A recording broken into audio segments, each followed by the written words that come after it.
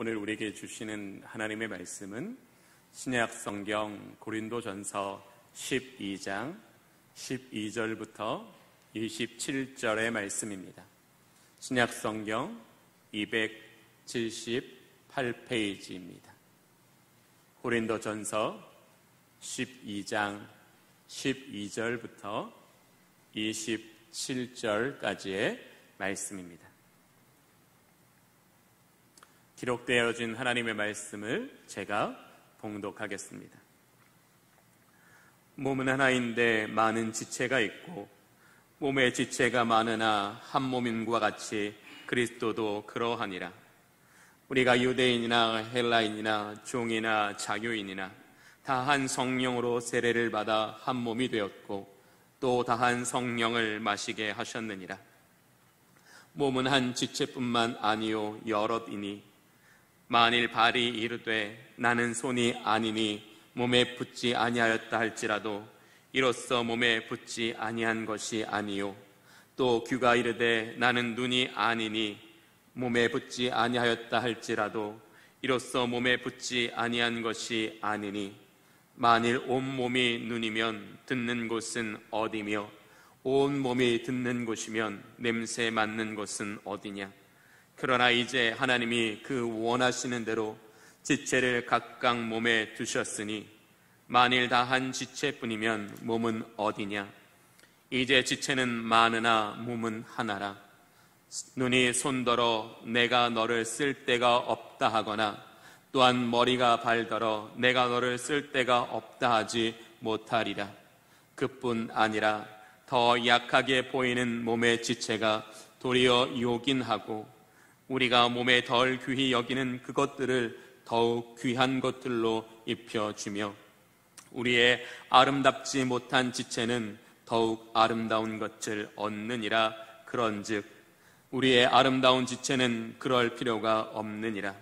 오직 하나님이 몸을 고르게 하여 부족한 지체에게 귀중함을 더하사 몸 가운데서 분쟁이 없고 오직 여러 지체가 서로 같이 돌보게 하셨느니라.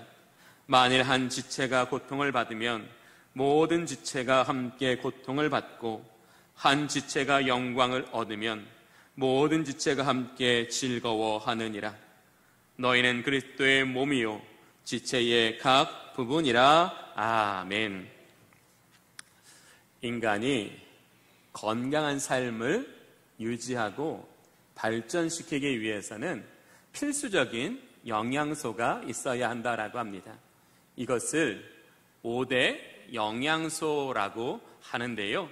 이 5대 영양소에는 탄수화물이 있고요, 지방이 있고, 단백질이 있고, 비타민이 있으며 무기염료라는 것이 있다고 합니다. 우리가 잘 알고 있는 탄수화물과 지방은 우리가 몸을 움직이는 데 필요한 에너지원으로 사용되고요. 단백질은 우리 몸에서 세포막, 근육, 헤모글로빈, 항체, 호르몬 같은 것들을 만드는 데 중요한 역할을 한다고 합니다. 또 우리가 잘 알고 있는 비타민이나 무기염료들은 몸의 생리작용과 생리기능을 활발하게 해서 면역력을 증강시킬 뿐만 아니라 신진대사를 촉진시켜서 몸이 건강한데 아주 중요한 역할을 한다라고 합니다. 그런데 우리가 이 5대 영양소 중에 하나가 부족하다라고 해서 우리가 못 사는 것은 아니지요. 그러나 우리가 미처 충분하게 채우지 못한 그 한 영양소가 오랫동안 부족함이 연속되면 어떻게 돼요? 우리 몸은 질병이라는 사인을 보내요. 질병이라는 사인을 보내서 우리의 그 부족한 것을 채우라라고 말씀하시는 거죠. 즉 우리는 우리 몸에 꼭 필요한 중요한 것들을 날마다 공급받음으로써 건강하게 살 수 있는 것처럼 신앙생활도 그와 같다라는 거지요. 우리가 믿음이 있다라고 해서 건강하게 신앙생활을 한다라는 것은 서로 같은 말이 아니라는 것쯤은 저와 여러분이 모두 알고 있습니다. 건강한 신앙생활이 믿음으로부터 출발하는 것은 맞으나 믿음이 있다라는 것과 건강하게 우리가 하나님 중심의 삶을 산다라는 것은 다르다라는 것이지요. 신앙도 마찬가지입니다. 신앙도 건강하게 삶을 살기 위해서는 이 필수적으로 필요한 것이 있다라는 거죠. 우리가 잘 알고 있는 감동적인 예배가 필요합니다. 인격적인 기도가 필요합니다. 성령 안에서의 성도의 교제가 필요하다라는 거지요. 감동이 있는 예배는 어떠합니까? 저와 여러분에게 하나님의 그 말씀의 깊은 은혜를 깨닫게 하지요. 그 깊은 은혜로 말미암아 우리 영혼을 회복케 하시는 하나님의 회복을 경험하게 하는 것이 바로 예배이라는 거지요. 우리가 하나님 앞에 예배를 경험하지 않고서는 우리는 회복을 경험하기 때문에 없기 때문에 예배하지 않는 자들은 늘 이 세상의 여러 가지 근심과 무게로 걱정하며 두려움에 살 수밖에 없다라는 거지요. 또 인격적인 기도는 어떠합니까? 인격적인 기도는 우리에게 죄를 발견하게 합니다. 죄를 애통해야 하며 하나님 앞에 전적으로 회개하는 역할을 하지요. 또 우리가 깊은 기도 가운데 우리는 하나님의 뜻을 듣습니다. 하나님의 뜻을 들은 것에 있어서 그치는 것이 아니라 나를 철저히 그 뜻에 복종시키는 역할을 하는 것이 바로 인격적인 기도이지요. 또 성령 안에서의 성도의 교제는 어떡합니까? 성도의 교제를 통해서 그리스도의 풍성한 사랑을 경험할 수 있게 됩니다. 성도들의 사랑을 통해서 교회가 그리스도 안에서 한몸 되는 은혜를 경험할 수 있다라는 것입니다. 예배가 중요하고요. 인격적인 기도가 중요하고 성도들의 아름다운 교제가 중요하는데 이와 못지않게 중요한 것이 더 있다라는 것을 오늘 사도 바울은 본문을 통해서 말하고 있는 거예요. 그 중요한 것이 뭐냐면 바로 하나님의 은사로서 서로 봉사하는 일이다라고 이야기하고 있어요. 바울 사도는 에베소서 4장에서 이렇게 말합니다. 서로 봉사의 일을 하게 하며 성도를 온전케 하여 그리스도의 몸을 세우려 함이니라. 성도들은 하나님께서 우리 각 사람에게 주신 그 하나님의 은사를 감사함으로 그것에 순종하여 서로 봉사할 때 그 봉사를 통하여 성도들은 온전하여질 수 있으며 그리스도의 몸인 교회로는 그 교회에 충실하게 세워져 갈 수 있다라는 것은 바울은 우리에게 강력하게 이야기하고 있습니다. 이제 우리가 오늘 본문을 좀 이렇게 잠깐 참고하며 하나님의 말씀을 나누기를 원합니다. 이렇게 저처럼 책갈피를 좀 해주시면 감사하겠고요. 먼저 12장 1절을 제가 읽겠습니다. 형제들아, 신령한 것에 대하여 나는 너희가 알지 못하기를 원치 아노하노니. 이 말은 무엇이에요? 너희가 하나님께서 주신 그 신령한 것들을 반드시 알 필요가 있다라는 거예요. 이 신령한 것이 뭐냐면 하나님의 은사를 이야기하는 거예요. 하나님의 은사를 통해서 교회가 하나님의 신령한 은혜를 경험하게 되고 하나님의 섭리를 경험할 수 있다라는 것을 말해요.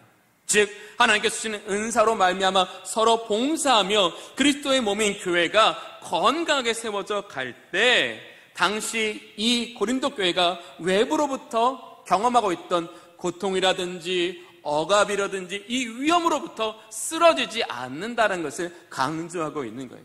즉 각 사람의 은사를 통해 서로 봉사함으로써 교회에 나타나는 하나님의 신비, 하나님의 능력, 하나님의 은혜를 충만하게 경험하면 성도들은 절대로 외부적인 어떤 공격에도 넘어지지 않는다. 신앙을 포기하지 않는다라는 것을 강조하면서 하나님이 우리 각 사람에게 주신 은혜는 신령한 것이요 하나님의 신비의 은혜가 있다라는 것을 우리에게 강조하고 있는 것입니다.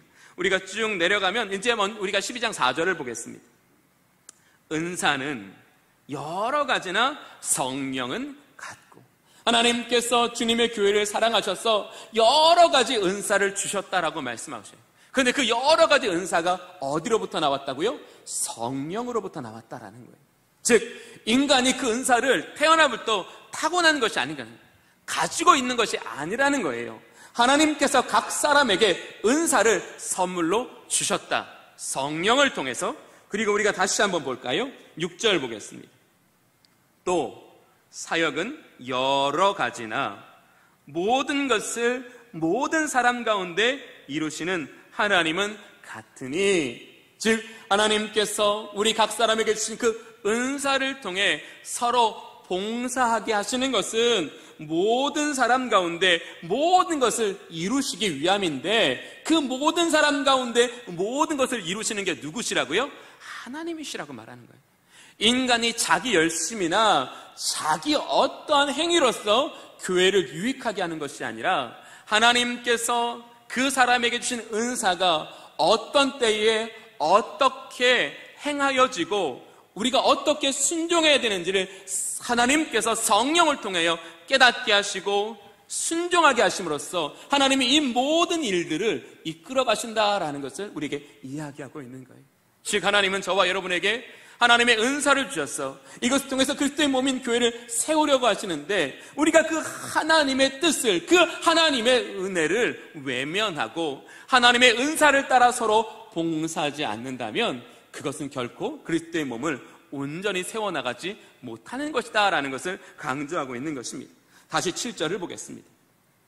각 사람에게 성령을 나타내심은 유익하게 하려 하심이라. 이 성령이라는 게 바로 성령의 은사를 나타내게 하시는 것을 말하는데요, 본문에서 유익하게, 이 은사의 목적은 유익하게 합니다 라고 말하고 있습니다.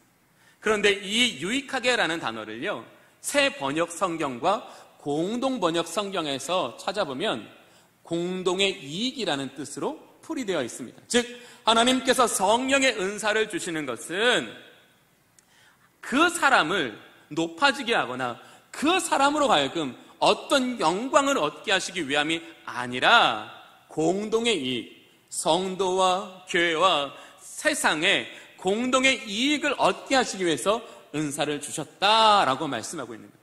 즉, 공동의 은사를, 공동의 이익을 위해서 은사를 주셨다면 이제 우리가 어떻게 이 은사를 사용해야 되는지는 분명하다라는 거죠.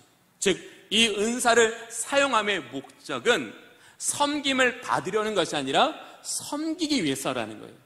자신을 겸손히 낮추어 하나님의 뜻에 순종하며 섬기는 자세로, 종의 자세로, 청지기의 자세로 하나님의 은사를 사용하게 된다면 그 은사는 교회들에게, 성도들에게 하나님의 신비를, 하나님의 능력을, 하나님의 섭리를 깨닫게 하여 주신다라는 것을 강조하고 있는 거예요.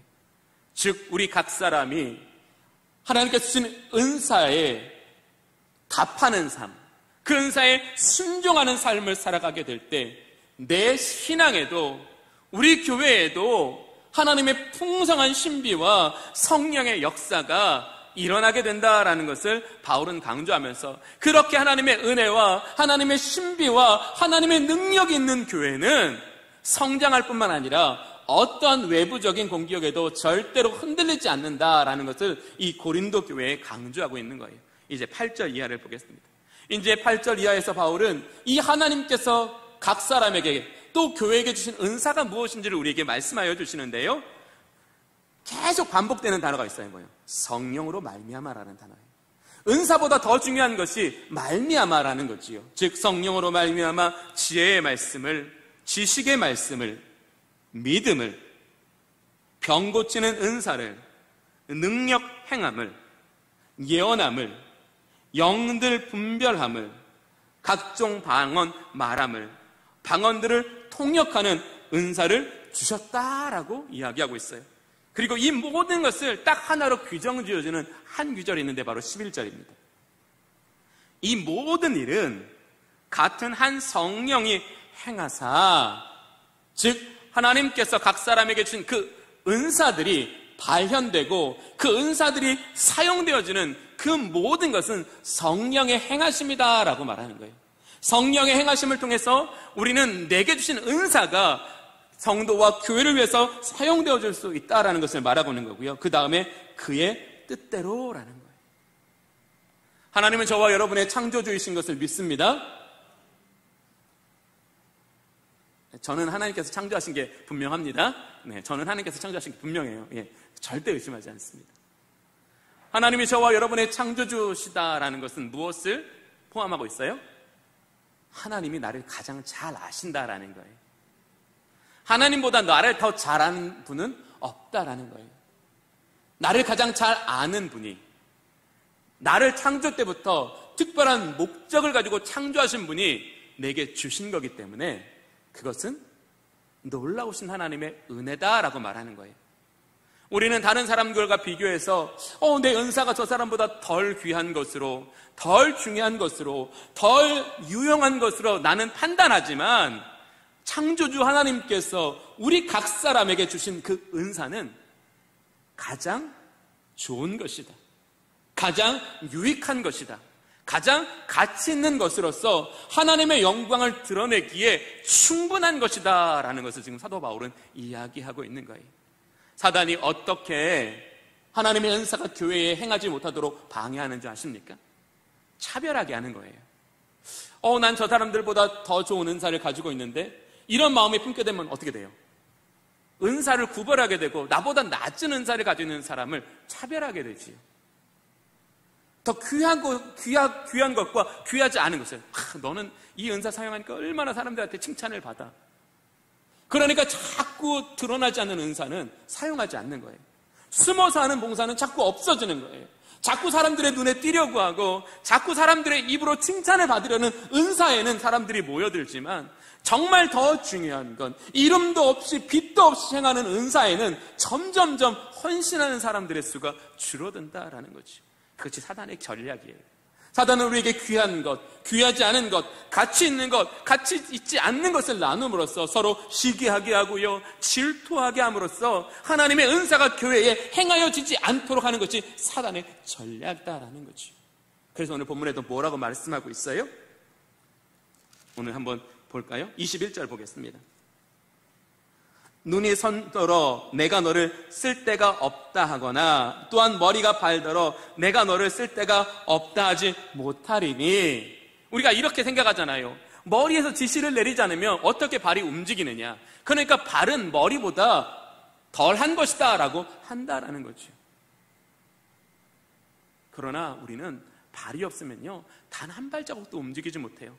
내 안에 아무리 많은 꿈과 비전을 생각하면 뭐하냐고요. 내 발이 움직여 내가 그것을 경험하고 내가 그것을 실행하지 않으면 내 안에 있는 생각이나 비전은 머리 안에 있는 거예요. 내 삶의 것이 되지 않는다라는 거죠. 그러나 사람들은 머리와 발이 동등하다고 여기지 못하도록 사단의 미혹을 받아서 우리가 하나님께서 우리에게 주신 그 각 사람의 은사들이 서로 사용되지 못하다라는 것을 우리에게 이야기하고 있는 것입니다. 사랑하는 교우 여러분, 성도 각 사람이 하나님의 은혜에 감사하여 서로 봉사할 때 교회는 영적인 역동성을 가지게 되고 영적인 역동성 안에서 다양한 은혜와 감동과 도전을 받게 될 때 한 사람은 하나님이 기뻐하시는 존재로서의 삶과 역할을 감당할 수 있다라고 말하는 거예요. 믿음이 있다라고 해서 우리가 하나님이 기뻐하시는 삶을 살지 못하는 것과 동일하다라는 거예요. 정말 믿음이 있는 사람은 그 믿음으로써 뭐예요? 하나님의 뜻에 순종하는 것이요. 믿음은 하나님의 뜻에 순종케 하기 위해서 우리에게 주신 선물이라는 것이요. 믿음이 있다는 것만큼 중요한 게 뭐냐면 그 믿음으로써 하나님 앞에 순종하며 하나님의 뜻을 위한 삶을 살아가게 될 때 그 믿음은 우리에게 뭐가 돼요? 하나님의 은혜를 경험하게 하고 하나님의 능력을 경험하게 하고 하나님의 구원을 경험하게 한다라는 것을 우리에게 강조하여 주시는 것입니다. 이제 우리가 이런 한 예를 들어볼게요. 이제 우리가 점심에 돌아가셔서 이제 맛있게 점심을 먹어야 되잖아요. 우리가 이렇게 예쁜 뚝배기에 된장찌개를 한번 끓인다고 생각을 해보십시오. 먼저는 각종 야채를 썰어 놓겠지요. 호박도 썰어 놓고 양파도 썰어 놓고 버섯도 썰어 놓고 고추도 썰어 놓고 아니면 감자를 넣는 분들도 있고요. 근데 그 위에다가 이제 어떻게 물을 붓겠지요. 물을 붓고서 또 어떻게 해요? 된장을 이렇게 풀겠지요. 된장을 풀겠죠. 딱 거기서 끝낸다고 한번 생각해 보십시오. 그게 된장찌개일까요? 아니죠. 된장 푸른 물에 각종 야채가 혹은 고기가 들어간 상태이지 그것을 음식이라고 우리는 이야기하지 않습니다. 이 음식에는 맛이 있을까요? 그냥 맹물 맛이 나고 된장 맛이 나고 오이 맛이 납니다. 근데 거기에 열을 가해서 한번 끓여 보십시오.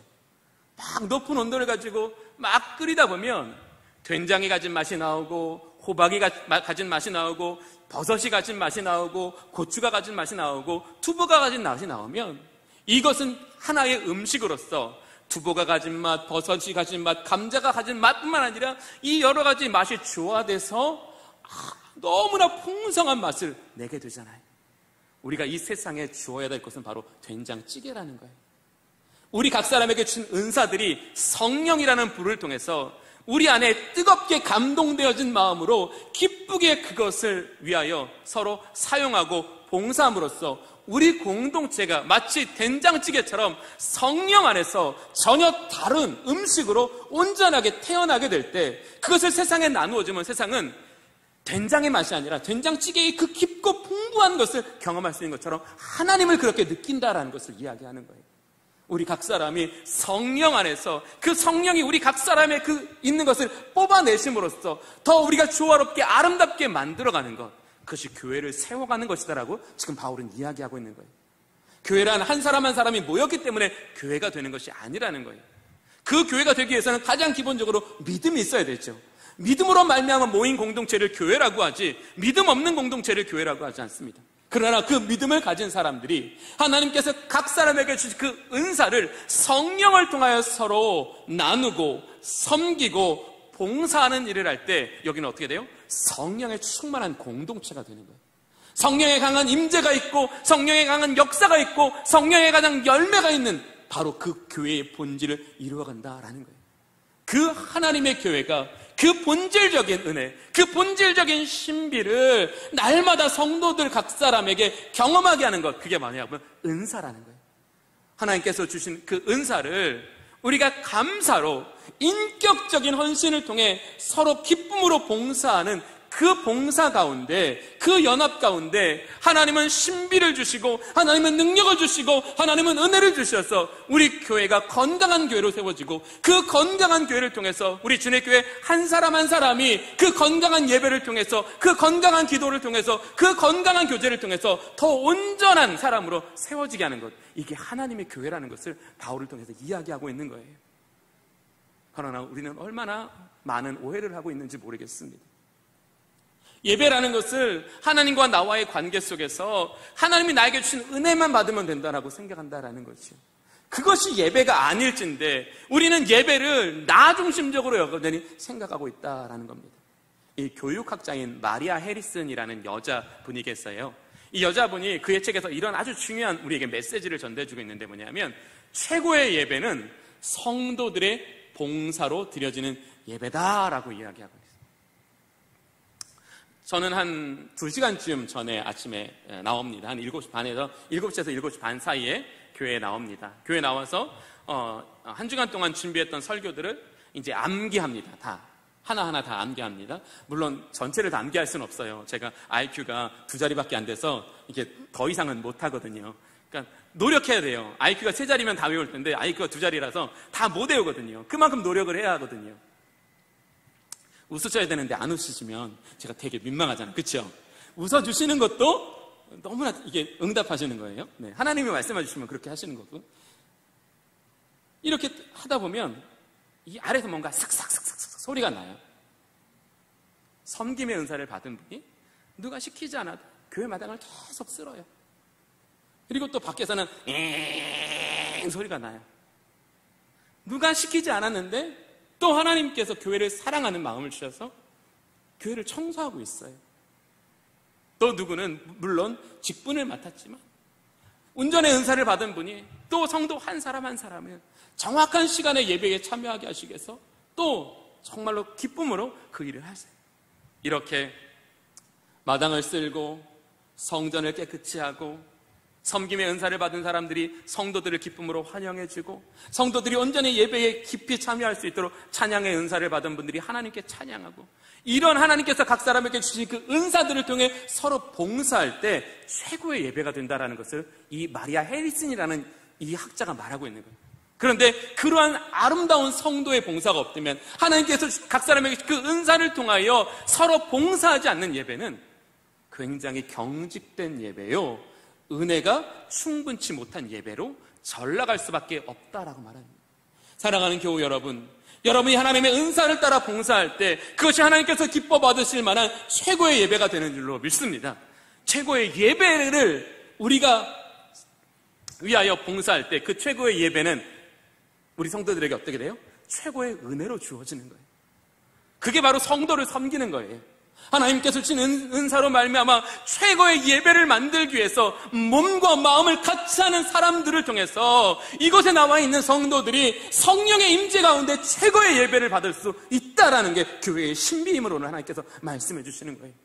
우리는 그냥 주여 주여 최고의 은혜를 주십시오, 최고의 예배를 주십시오라고 하나님 앞에 기도하지만 우리 주님은 나는 너에게 이미 은사를 통하여 최고의 예배를 너에게 허락했다라고 말씀하시는 거예요. 우리가 각 사람에게 주신 그 은사를 통하여 봉사하지 않으면, 섬기지 않으면 우리는 최고의 예배를 드릴 수 없지만 그 은혜를 깨닫고 그 은사에 감사하여 인격적인 헌신을 통해 하나님께 서로 봉사하는 교회가 될 때, 서로 섬기는 교회가 될 때 우리 주님의 교회는 성령에 충만한 예배요, 은혜로 충만한 예배요, 하나님의 임재로 가득한 예배가 되어 그 예배를 경험하는 사람들의 마음속에 하나님의 말씀에 풍성한 것이 있고 성령의 깊은 감동이 있고 내 안에 이루시는 하나님의 놀라운 은혜로 말미암아 진짜 사랑으로 서로를 섬기는 교회가 된다라는 거죠. 이걸 교회가 가지고 있는 성령의 메커니즘입니다. 이미 성경을 통해서 우리가 어떻게 하면 최고의 예배를 누릴 수 있는지, 어떻게 최고의 은혜를 받을 수 있는지 하나님은 우리에게 이미 말씀하여 주셨다라는 거죠. 이래서 오늘 우리는 우리 각 사람에게 준 은사에 답하는 인생이 되어야 된다는 거예요. 우리가 우리에게 주신 그 은사에 대하여 감사하고 인격적으로 순종할 때 그 순종이 뭐예요? 최고의 예배가 된다라는 거예요. 최고의 봉사가 된다라는 거예요. 하나님께 드리는 최고의 기쁨이 될 수 있다라는 것을 이야기하는데 오늘 본문을 통해서 왜 우리가 은사에 응답하는 삶을 살아야 되는지를 두 가지로 함께 알아보기를 원합니다. 그 첫 번째는 성도를 온전케 하며 그리스도의 몸을 세워나가기 위해서 우리는 은사에 답하는 인생을 살아야 한다라고 말합니다. 에베소서 4장에 앞서 말씀드렸던 것처럼 바울은 봉사의 일을 하게 하며 이 봉사라는 것이 바로 하나님께서 우리에게 주신 은사를 통해 서로를 섬기는 것을 바로 봉사라고 얘기하고요. 봉사의 일을 하게 함으로써 성도를 온전하게 하며 그리스도의 몸인 교회를 세우게 하려 합니다라고 말하고 있어요. 오늘 이 본문에 말씀하시는 이 은사라는 단어는 헬라어로 카리스마라는 단어입니다. 그런데 요즘 우리가 카리스마라는 단어를 잘못 사용하고 있는 것 같아요. 어떤 능력이 있다라는 것을 카리스마 있다라고 하지만 사실은 그렇게 사용해야 될 용어가 아니라 어떤 한 사람이 하나님께서 주신 능력을 하나님의 뜻에 따라 사용함으로써 하나님께서 그 상황 가운데 역사하실 때 그 사람의 사역을 카리스마 있다라고 이야기해야 되는 거예요. 즉 개인이 자기의 역량을 발휘하는 것은 카리스마가 있는 게 아니에요. 하나님께서 주신 은사를 하나님의 뜻을 따라 그 상황 가운데 맞게 사용할 때 그 사람은 카리스마가 있는 사람이 된다라는 것을 말하는 겁니다. 이 카리스마라는 단어의 원래 뜻은 하나님께서 주시는 특별한 능력이라는 거예요. 즉 카리스마는 하나님께서 우리 각 사람에게 주는 특별한 능력이라는 뜻이고요. 또 이 카리스마라는 단어가 가진 또 다른 뜻은 뭐냐면 하나님의 섭리라는 뜻을 가지고 있습니다. 즉 카리스마는 하나님의 섭리를 위해서 우리 각 사람에게 주신 특별한 능력이다라는 거예요. 즉 이 카리스마는 이 하나님의 섭리를 위하여 사용되어질 때 그 능력이 드러난다라는 것을 말하는 거예요. 반대는 뭐예요?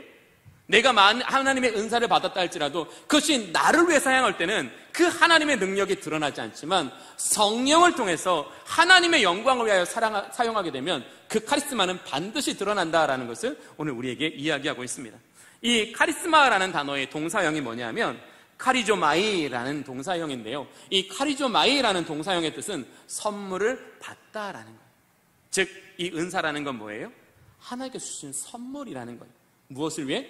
하나님의 섭리를 위해서 우리에게 주신 특별한 능력, 이게 바로 선물로 받은 이것이 바로 하나님의 은사라는 거죠. 이 하나님의 은사를 우리가 인격적으로 하나님 앞에 순종하여 헌신하게 될 때 이것을 통해서 주님의 교회는 성도들은 아름답게 세워져 나간다라는 것입니다.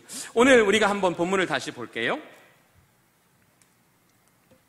오늘 18절 후반절을 보면 성령을 따라 지식의 말씀을 이라고 해요. 이 지식의 말씀은 뭐냐면 가르치는 은사를 말하는 거예요. 저보다 더 우리 교회는요 가르치는 은사가 많은 분들이 있어요. 제가 보면 그분이 저한테 무슨 말씀해 주시면 귀에 쏙쏙 박혀요. 많은 말을 했는데 요점이 딱 내 안에 딱 체계가 잡혀져요. 그런 이 가르침의 은사가 있는 분들이 있다라는 거죠. 그 가르침의 은사를 가지신 분들이 하나님의 말씀을 다음 세대들에게 잘 가르쳐 줄 수 있다면 그것이 얼마나 그리스도의 몸인 교회를 온전케 하는 인자라는 거지요. 오늘 보면 성령으로 믿음도 은사라고 지금 이야기하고 있잖아요. 나는 오늘 이 설교를 들으면서 이 선포되어지는 말씀이 잘 안 믿어져요.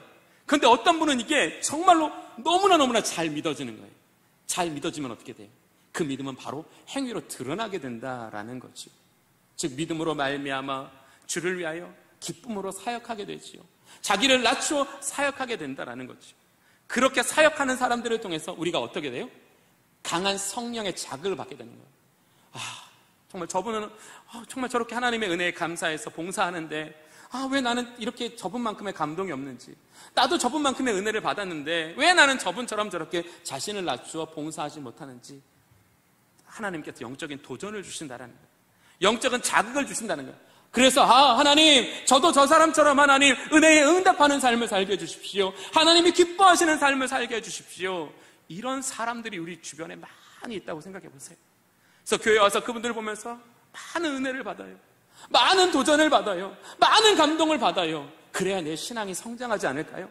그래야 내 신앙이 더 하나님 보시기에 아름답게 세워져 가지 않을까요? 이것이 바로 성도를 온전케 하는 거예요. 이것이 바로 그리스도의 교회를 세워가는 거예요. 오늘 보면 능력 행함을이라는 게 있어요. 능력 행함을 행하는 게 뭐냐면 하나님께서 주시는 은혜를 기쁨으로 사용하는 사람들을 말하는 거예요. 어떤 사람은 믿음이 있지만 큰 복을 받아도 자기만을 위해서 쓰는 사람이 있어요. 그런데 어떤 사람은 작은 것만 하나님께서 은혜를 베풀어 주셔도 이 은혜를 어떻게 보답할까? 이 은혜를 어떻게 갚을까? 이 은혜가 하나님의 뜻대로 사용되어지기 위해서 기쁨으로 그것을 즐거움으로 나누는 분들이 있더라는 거죠. 교회마다 큰 부자가 아닌데 오히려 큰 부자가 못하는 일을 하는 분들이 계시는 것을 저는 보면서 이게 얼마나 놀라운 하나님의 은사인가, 얼마나 놀라운 하나님의 선물인가 담고 싶은 거예요. 너무너무 그분의 그 어떤 아름다운 섬김을, 그분의 선한 영향력을 너무너무나 담고 싶은 거예요. 그리고 또 오늘 보면 예언함은, 우리는 예언함이라는 것을 장래의 일을 말하는 것일 수도 있지만 이 예언함은 이런 거예요. 이 고난에도 분명한 하나님의 뜻이 있을 것이다. 우리가 그 하나님의 뜻을 향하여 우리가 한번 믿음으로 기도해보자. 그 하나님의 뜻을 향하여 가까이 나아가 보자.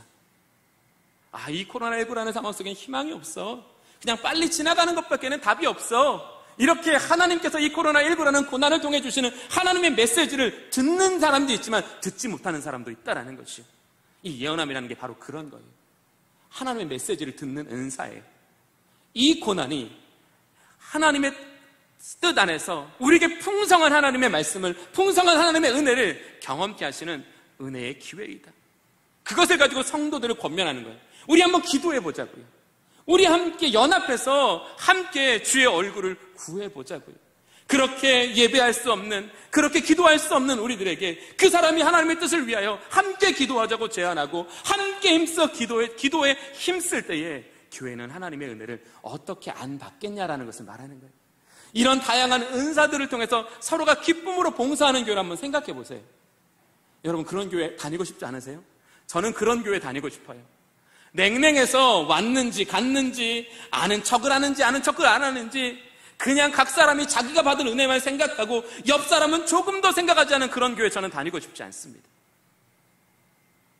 환영하고 기뻐하고 경청하고 공감하고, 그러나 그 모든 것들을 하나님의 성령에 의해서 그 주신 은사로서 섬기는 교회, 저는 그런 교회 다니고 싶습니다. 그런 교회에 하나님의 신비가 있다는 걸 말하는 거예요. 그런 교회는 하나님의 은혜가 있다는 것을 말하는 거예요. 그런 교회는 하나님의 능력이 있다는 것을 말하는 거예요. 그런 교회에서 신앙생활을 하면 어떻게 돼요? 건강해진다는 것을 말하는 거예요. 교회에 나와서 그냥 예배드린다고 건강해진다는 뜻이 아니라 그런 교회에서 성령의 임재와 성령의 역사와 성령의 능력이 있는 교회에서 신앙생활을 하면 믿음은 자라날 수밖에 없다. 그래서 바울은 이 하나님의 은사를 강조하고 있는 거예요. 여러분이 하나님의 은사로 봉사하는 일을 통해서 성도의 믿음이 세워집니다. 하나님의 교회가 세워집니다 라는 것을 강조하면서, 이것은 오히려 여러분을 위한 것입니다. 여러분은 다른 사람을 위해서 봉사한다고 하지만 여러분의 그 봉사는 결국 여러분의 은혜로 돌아오게 됩니다. 그것이 교회의 비밀입니다. 그것이 교회의 축복입니다. 여러분이여 이것을 깨달으십시오라고 지금 이 사도 바울은 강조하고 있는 교회입니다. 얼마 전에 제가 사역하던 교회에서 함께 섬기던 몇 분들이 저희 집에 한번 찾아오신 적이 있었어요. 이제 오셔가지고 이렇게 이런저런 기쁜 이야기를 막 나누면서 너무 행복한 거예요. 정말 이제 오랫동안 만나지 못했지만 서로 기도하고 있던 사람들끼리 만나서 그동안의 소소한 얘기를 하는 것도 너무 재미있더라고요. 우리 빨리 목장 모임이 회복됐으면 좋겠어요. 그래서 1년 반치의 수다를 다 떨고, 그 다음에 맛있게 먹고, 또 끝으로는 함께 합심해서 기도하는 은혜가 있기를 원합니다. 딱 이렇게 딱 이야기를 듣다 보니까 궁금한 게 있어요. 왜 이런 조합으로 오셨지? 왜냐면 이전에 친했으면, 이 사람들은 서로 친했으니까 이 사람들이 왔겠다. 근데 전혀 친하지 않은 그룹이었거든요. 그래서 이상해서 물었어요. 왜 이런 조합으로 오셨냐고. 그랬더니 말씀하시기는 이 그룹은 하나님의 말씀을 묵상하는 그룹이라고 얘기하시더라고요. 교회가 만들어준 그룹이 아니라 처음에는 세 사람이 우리 이렇게 너무 메마른 심령으로 살아가느니 우리 각자가 동일한 본문을 하루에 한 장씩 3번 읽고 하나님께서 주신 은혜를 한번 카톡에 한번 이렇게 나누어 보자. 그래서 시작했다라는 거예요. 그렇게 시작했는데 4명이 되고 5명이 되고 6명이 되고 7명이 되고 그렇게 7, 8명이 되었는데 아침에 자기는 말씀 읽으면서 사실 은혜가 조금 부족했는데 그 카톡을 통해서 들어오는 그 다른 사람들이 묵상한 은혜를 함께 읽어가면서 내게 깊은 감동이 있더라는 거죠. 성령께서 주시는 기도에 강한 자극이 있더라는 거예요. 내가 이 사람을 위해서 기도해야 되겠구나. 바로 교회는 이런 성도의 상호작용이 중요한 거예요. 성도들이 얼마나 은혜 안에 성령 안에서 풍성한 사랑으로 서로 상호작용을 하느냐에 따라서 그 신앙의 성장이 달려있다라는 거예요. 교회만 왔다가 마당만 밟고 가면 신앙 성장을 할 수 없지만 성도들이 특별히 각 사람에게 주는 은사를 통하여 서로 봉사하는 영적인 상호작용이 일어나면 그 속에 성령이 개입하시고 성령이 역사하시면 그 속에 성도의 믿음이 자라나고 성도의 삶이 축복이 있으며 성도의 삶이 하나님께 기쁨이 된다는 것을 말하는 것을 말합니다. 그것이 그리스도의 교회를 온전케 하고 성도를 온전케 하는 거예요. 사랑하는 우리 모든 주님의 성도님들은 하나님께서 우리 각 사람에게 주신 은혜를 성령 안에서 사랑으로 말미암아 순종하여 섬김으로 우리 교회 안에 우리 성도님들 삶 안에 풍성한 하나님의 은혜가 차고 넘치시기를 바랍니다. 두 번째, 왜 우리가 하나님의 은사에 답하는 삶을 살아야 하냐 하면 우리가 선교적인 삶을 살아야 하기 위해서라고 우리에게 이야기하고 있습니다. 하나님께서 저와 여러분에게 은사를 주신 가장 큰 목적은 하나님의 영광을 위한 것이에요. 우리 각 사람에게 은사를 주신 것은 하나님의 영광을 드러내는 삶. 그러나 하나님의 영광 안에, 영광을 드러내는 삶 안에 무엇이 더 함께 있어요? 성도의 축복이 있는 거예요. 하나님께서 기뻐하시는 일을 행한 사람에게 하나님께서 하늘 문을 여시고 풍만하게 부어주세요. 하나님의 영광을 위하여 살아가는 사람들에게 하나님께서 그가 더 하나님을 위하여 열심히 일할 수 있도록 더 좋은 은사를 주시는 거예요. 그래서 오늘 이 12장 끝에 바울이 뭐래요? 더 좋은 은사를 사모하라고까지 말하고 있어요. 이게 그 비밀이에요. 하나님의 더 큰 영광을 위해, 하나님의 더 큰 기쁨을 위해 살려는 사람들에게는 아직 하나님께서 예비해 놓으신 더 큰 은사가 있다라고 우리에게 이야기하고 있는 겁니다. 간단하게 한번 이야기해 보겠습니다. 교회가 성장하고요, 교회가 부흥하면 교회의 방향은 어디로 향할까요? 세상을 향해요. 그게 바로 선교적인 삶의 1차적인 구조예요. 즉 교회가 예배가 식어지고 성도의 사랑이 끊어지고 기도가 멈추면요, 교회는 절대 세상을 향하여 방향성을 가지지 않아요. 그러나 성도들이 서로 섬기고 봉사하고 예배하고 서로 충만하여지면 이 교회의 방향성은 당연히 세상을 향할 수밖에 없습니다. 그렇게 성도는 하나님의 은사를 통하여 서로 봉사할 때마다 세상을 향하는 방향성을 갖게 된다는 거예요. 두 번째, 이 교회 안에서 하나님의 은사로 말미암아 서로 섬기고 봉사를 함으로써 성령이 주시는 은혜와 성령이 주시는 유익을 경험한 사람은 교회뿐만 아니라 세상에 나가서도 동일한 것을 지켜 행한다라는 것을 말해요. 왜냐하면 이 하나님에게 주신 은사는 교회만을 위한 것이 아니라 세상을 위한 거니까. 우리 여러분 다 직장 다니시잖아요. 직장 다니시는데 여러분들을 보시면서 저 사람이랑은 말이 안 돼. 저 사람이랑은 정말 도대체 도대체 난 저 사람이랑 정말 도저히 친해질 수 없을 것 같아. 이거 하나님의 영광을 가리우는 거예요.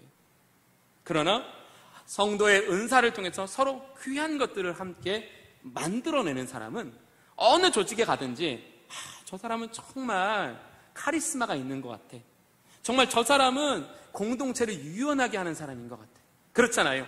우리 각 사람이 서로 은사를 가지고 봉사하다 보면 그 봉사를 주도해 나가는 은사를 가진 분이 또 있어요. 각 사람의 은사를 아름답게 모아가는 이런 집중케 하는 은사를 가진 분이 있거든요. 그런 분들이 회사에 나가서 일을 하다 보면 어떻게 저 사람은 이 얘기, 이 아이디어, 저 아이디어를 모아서 이렇게 다 하나로 만들어낼까? 어쩌면 이렇게 능력을 가지고 있을까? 이런 사람들은 어떨까요? 그 사람의 존재 자체가 하나님을 드러내는 삶을 살아가는 거예요. 하나님을 기쁘시게 하는 삶을 살아간다라는 것이요. 바로 그것이 하나님께서 저와 여러분에게 은사를 주신 목적이에요. 교회를 통해서 그 은사들이 서로 나누어지고 협력해지고 그것을 통해 선한 열매를 경험할 때 우리는 세상에 나가서 또 그런 선교적인 삶을 살게 된다는 거죠. 세상에 열매 맺는 삶을 살게 되기 때문에 우리는 하나님의 은사를 우리는 땅에 묻어두어서는 안 된다라는 것은 바울은 이야기하고 있는 거예요. 고린도 교회에 하나님께서 주신 풍성한 은사가 있는데 이 고린도 교회가 그 은사가 뭔지도 모르고 그 은사의 유익이 뭔지도 모르고 그 은사를 통해서 주신 하나님의 영광도 모르기 때문에 지금 그것을 권면하는 거예요. 사랑하는 교회 여러분, 세상에서 여러분들이 당하는 시험에 골머리 썩지 마십시오. 그것에 골머리 썩지 말고 하나님께서 여러분에게 주신 그 은사를 지금 발견하십시오. 그리고 그 은사를 통해 서로 봉사하십시오. 서로 봉사하며 하나님의 은혜와 능력이 우리 교회 안에 충만하면 그 외부적인 것은 넉넉히 이기고도 남습니다. 그것을 말하는 거예요. 오늘 우리 주님의 교회도 마찬가지인 줄로 믿습니다. 우리 주님의 교회가 하나님의 은사로 서로 봉사하게 될 때 우리는 하나님의 충만한 은혜를 경험하게 됩니다. 하나님의 충만한 신비를 경험하게 됩니다. 그렇게 하나님의 은혜로 공급함을 받은 사람들은 교회뿐만 아니라 세상에 나가서도 하나님의 영광을 드러내는 삶을 살 수 있습니다. 그래서 우리는 은사에 응답해야 하는 거예요. 은사에 인격적으로 응답하면 응답할수록 저와 여러분의 인생은 하나님의 그 전능하신 손 안에서 아름답게 빚어져 가기 때문에 내가 나를 만드는 게 아닙니다. 하나님의 손이 나를 빚어가시는 것입니다. 하나님이 나를 빚어가시는 그것에는 하나님의 은사가 핵심이 있다는 거예요. 하나님의 은사를 깨닫고 그것에 순종하는 사람에게 하나님의 손은 그를 빚어가신다는 거예요. 최고의 걸작품으로 만들어 가신다는 거예요. 우리 모든 주님의 성도님들에게 그런 하나님의 은혜가 함께 하시기를 바랍니다. 기도하겠습니다. 좋으신 하나님 아버지 감사합니다. 우리 각 사람에게 주신 하나님의 은사를 깨닫게 하여 주시옵소서. 그 은사를 통하여 서로 봉사하게 하여 주시옵소서. 우리 주의 교회에 하나님의 신비가 넘치게 하여 주시옵소서. 하나님의 능력이 넘치게 하여 주시옵소서. 하나님의 사랑이 넘치게 하여 주시옵소서. 예수 그리스도의 이름으로 기도하옵나이다. 아멘.